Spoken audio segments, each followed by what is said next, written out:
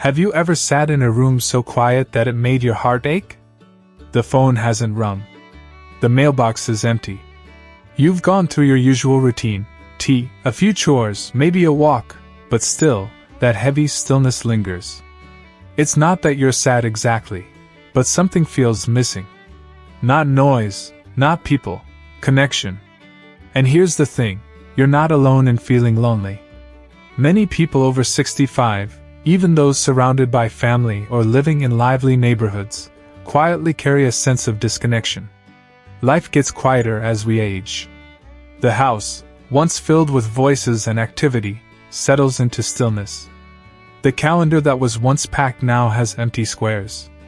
You start to wonder, does anyone really see me anymore? But what if I told you that the most powerful way to feel connected again doesn't require anyone else? What if the spark you're searching for is already within you, and all it needs is a moment of attention each day? Let's talk about a habit that's so gentle, so simple, yet incredibly powerful. Habit number 1, intentional appreciation. Now before you think, oh, I already say thank you when I should. This isn't about polite gratitude. This is about choosing to notice the beauty still around you. On purpose. Every day. One moment. Every day. Here's how it works. The moment you wake up, before you turn on the TV, before you check your messages, pause. Breathe. Put one hand over your heart if that feels comforting. And ask, what made yesterday feel just a little lovely? It might be small. A bird on the fence. A perfect slice of toast. A memory that bubbled up while washing dishes. A neighbor's smile. The scent of your lotion. Whatever it is, name it. Because naming it turns it from a passing second into a seed of joy. And the more seeds you plant, the more your inner garden begins to grow. James, a kind soul in his 70s, shared. This video is a beautiful reminder that joy in later life comes from small, intentional moments. Whether it's a daily walk, practicing gratitude, or pursuing a hobby, it's not about who's around you. It's how you choose to live each day. That's the key. How you choose. You glow from the inside out. The science backs this up too. Noticing one positive thing a day shifts your brain. It lowers stress, increases resilience, even improves memory. But more importantly, it starts to bring you back to yourself. Greta, 78, recently said, "Your words really touched me. They felt honest, real, and exactly what I needed to hear. I'm ready to make a change.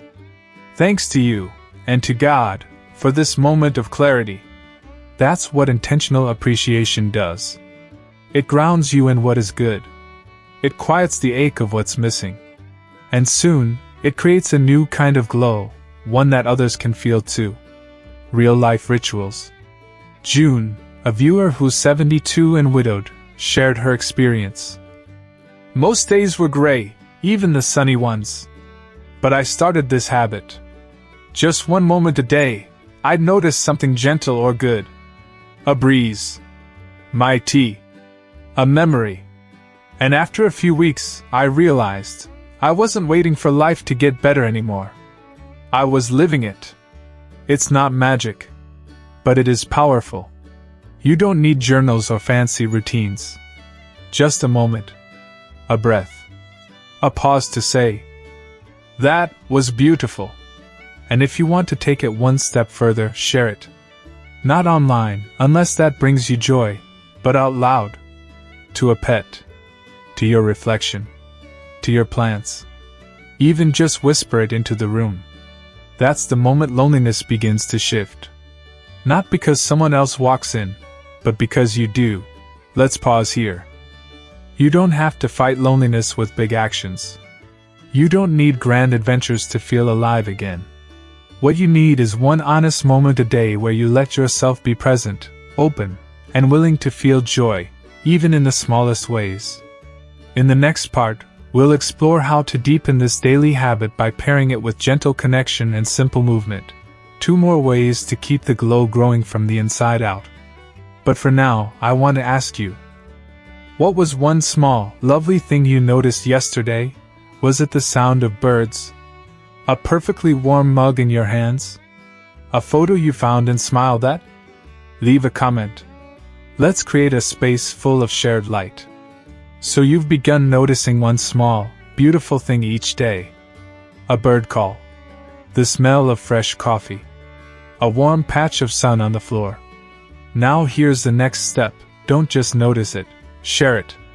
Because while solitude can be sacred, connection, even brief, light-hearted connection, can crack loneliness wide open and let the light back in. Habit number 2, share what you notice. Let me ask you something. When was the last time you told someone, "I saw something today that made me smile"? Not to fill the silence, not because it was important, but just to share a spark. You'd be amazed how powerful that is. Loretta, 78, put it so beautifully. "I genuinely love my own company. I enjoy people, sure, but I'm happiest when I'm just being with myself." That's a beautiful place to be. And even from that peaceful place, sharing a small moment with someone, a neighbor, a friend, a grocery clerk, can add depth and joy to your day. It might sound simple, but here's what it does. When you speak your appreciation out loud, it becomes real. And even more? It reminds someone else that joy still exists, right in front of them, too. Robert, 79, started leaving sticky notes in his building's lobby with little observations. "The rain sounded like jazz this morning. My toast was perfectly golden today." And something lovely happened. Other residents started replying. A tiny community bloomed, one note at a time. You don't need a group of close friends to feel connected. Sometimes, a kind word to the pharmacist, a comment on a walk, or a 2-minute call to a niece is enough to lift both your hearts. Because when you share joy, it multiplies. Habit number 3, move with intention. Now let's talk about your body, not in terms of exercise goals or fitness routines, but as a gentle companion you can reconnect with. Here's the truth. Loneliness often makes us shrink. We physically curl in. We stay still. We make ourselves smaller. But your body still remembers movement, still wants to breathe, still wants to feel alive. Maria, who listens to spiritual podcasts with her husband, recently said, "We're still valuable and have purpose. Please keep sharing. You're making a real difference." That purpose? It can be felt through movement. Not workouts, not pressure, just presence. Movement can be as small as stretching your arms while you breathe in deeply, walking to the window and naming 5 things you're thankful for, swaying to music in the kitchen while the tea steeps. Cruz, a viewer who's walked through a lot of pain, shared something powerful. "The only real love I've ever known came from my dogs. Not from any person. It's been a lonely path, but they gave me comfort I never found elsewhere." And that's a truth many of us carry, feeling unseen by others. But here's the magic. When you move your body with care, you start to see yourself again. Sylvia, 83, walks every morning to her gratitude tree at the edge of her yard. She touches its bark, says one thing she's thankful for, and turns back home. "It's silly," she said, "but it makes me feel like I belong to the morning again." Movement grounds you. It breaks up the emotional fog. It reminds your nervous system, "I'm still here. I still belong." Small habits, big shifts. Let's put these 3 habits together so far. 1. Appreciate one small moment daily. 2. Share it, out loud, in writing, in spirit. 3. Move with gentle intention. No apps. No schedule. No pressure. Just simple acts that slowly stitch joy back into your life. If the silence has felt heavy, if the days have blurred together, these rituals are how you change the emotional air around you.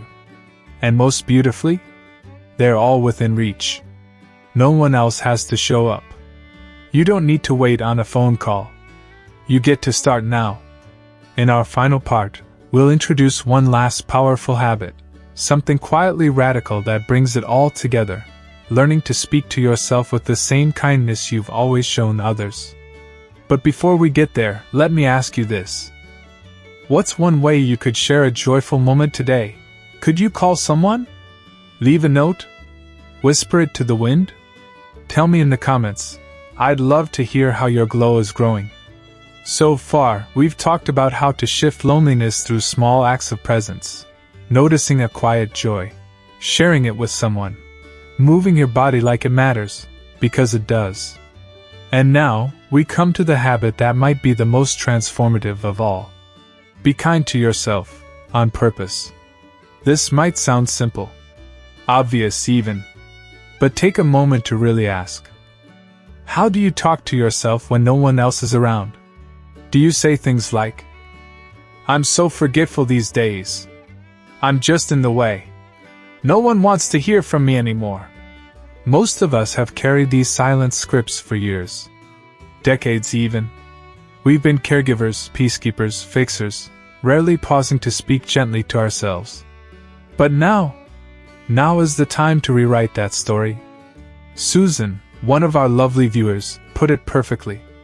It's not about doing big things, but doing small things with love, especially sharing spiritual gifts. We're never truly alone when we walk with Jesus. That love? It starts inside. Your inner voice can be your companion. Try this. At the end of the day, say one kind thing to yourself. Out loud. Or quietly in your heart. I'm proud of how I cared for myself today. I handled that moment with grace. I kept going, even when I felt a little tired. These small sentences? They plant roots. Over time, they grow into something stronger than loneliness, companionship within. Greta shared something that stayed with me. I'm ready to make a change. Thanks to you, and to God, for this moment of clarity. That clarity comes when we finally stop talking to ourselves like problems to solve, and start speaking like someone we love. Create your own ritual of belonging. Here's the truth, softly spoken. You don't need more people in the room to feel less alone. You need more kindness in the space within. That kindness could look like speaking to yourself like a dear friend. Forgiving yourself when you forget or fall short. Starting the day with the phrase, "Today, I will treat myself with gentleness." You're not too old to change your inner voice. In fact, now is the perfect time. As James said, joy in later life comes from small, intentional moments. It's how you choose to live each day. You can choose to live each day with kindness as your anchor. Let's reflect together. So now, let's bring it all together. You've learned how to appreciate a small moment daily. Share that joy in even the simplest ways. Move with presence, not pressure. And speak to yourself with love, not judgment. These aren't just habits, they're acts of self-honoring. They turn empty space into sacred ground. They turn silence into sanctuary. And when practiced consistently, they create something far more beautiful than a busy schedule, a life that feels alive. Your turn. Let's keep this going. I want to ask you, from the heart, what's one kind thing you will say to yourself tonight?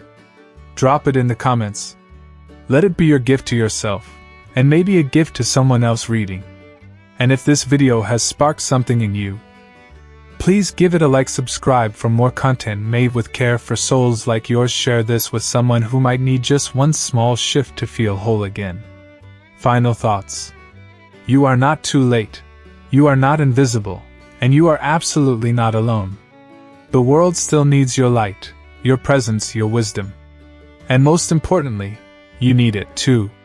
So here's to you, to your gentle morning stretches. To your soft-spoken joys. To the notes you'll leave, the smiles you'll offer, the words you'll whisper to yourself before bed. You've earned this peace. You've built this glow. And you are living your best life, not because everything is perfect, but because you are finally choosing you. Until next time, take care. Be gentle. And remember, your joy still matters. Deeply.